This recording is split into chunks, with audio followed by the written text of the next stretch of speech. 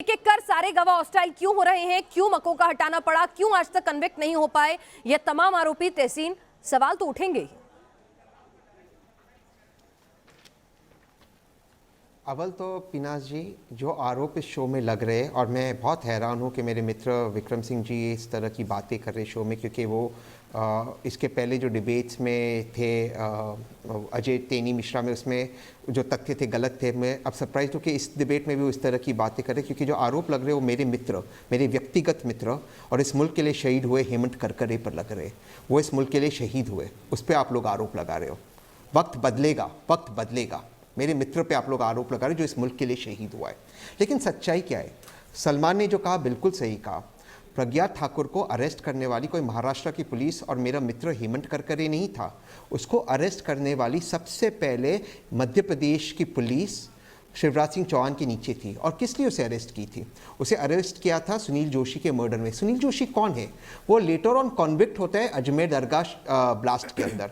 और वो अरेस्ट क्यों होती है मध्य प्रदेश पुलिस में? उसका टैपिंग कौन करता है? उसकी टैपिंग करती है राजस्थान की एटीएस। वसुंधरा राजे मुख्यमंत्री थी, क्योंकि राजस्थान में प्रज्ञा ठाकुर एक मीटिंग करती है जिसमें सुनील जोशी और अलग अलग लोग आते हैं, किस तरह से हमें 3 बॉम्ब ब्लास्ट करने, मालेगांव, अजमेर शरीफ और सब्सिक्वेंटली समझौता एक्सप्रेस ब्लास्ट। 3 बॉम्ब ब्लास्ट की प्लानिंग होती है। ये सारी चीजें तथ्य पर है, लेकिन आप एक शहीद को देशद्रोही कह रहे हो। और आदित्यनाथ का नाम आप ला रहे हो। आदित्यनाथ की शहादत को सब सम्मान करते हैं, कौन सवाल नहीं उठाए हैं। एक सेकंड प्लीज, मेरी बात समाप्त होने दीजिए। मेरी बात समाप्त होने दीजिए प्लीज, आई रिक्वेस्ट यू। एक सेकंड, मेरी बात समाप्त होने दीजिए। मैं समझता हूं, मेरी बात समाप्त होने दीजिए। आदित्यनाथ का नाम कौन सी चार्जशीट में आया? कौन सी चार्जशीट में आदित्यनाथ जी का नाम आया? किसी व्यक्ति ने उत्तर प्रदेश के चुनाव आ रहे, कह रहा मुझ पर प्रेशर आया आदित्यनाथ जी का नाम डालने के लिए। कौन सी चार्जशीट में उसका नाम आया? कहीं उसका नाम नहीं है, कहीं नहीं है। और आप बार बार कहते हैं ना कि मकोका के चार्जेस कोर्ट ने निकाल दिया।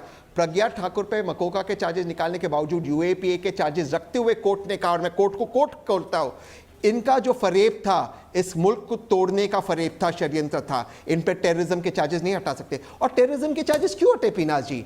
रोहिणी सलियान ने क्या कहा कि मुझ पर एनआईए के प्रेशर्स थे कि विटनेसेस हॉस्टाइल हो जाए, कि मैं विटनेसेस के क्रॉस एग्जामिनेशन नहीं करूं, और विटनेसेस हॉस्टाइल हो रहे। ये पूछने सरकार से कि विटनेसेस हॉस्टाइल क्यों हो रहे, आप ये कह रहे कि सच्चाई है कि विटनेसेस हॉस्टाइल हो रहे? नहीं, अगर रोहिणी का बयान, अगर रोहिणी जो कह रही है, अगर आप वो मानेंगे तो फिर जो ये आरोपी मुकर रहे हैं वो भी मानिए ना। अगर दबाव एक तरफ की बात मानेंगे हम, ऐसा नहीं हो सकता ना कि एक जना कहेगा तो हम मानेंगे, दूसरा कहेगा तो हम नहीं मानेंगे। फिर रिस्पेक्ट करना है तो दोनों के व्यू पॉइंट्स को करना है हमारे साथ। लेकिन बिल्कुल सही, तहसीन, मैं एक चीज और आपको बोलना चाहूंगी। तो फिर देखिए मामला पुराना है, जितनी रिसर्च आप क्यों नहीं कहते हो? एक सेकंड, तो मैं एक ही से 10 सेकंड लूंगा।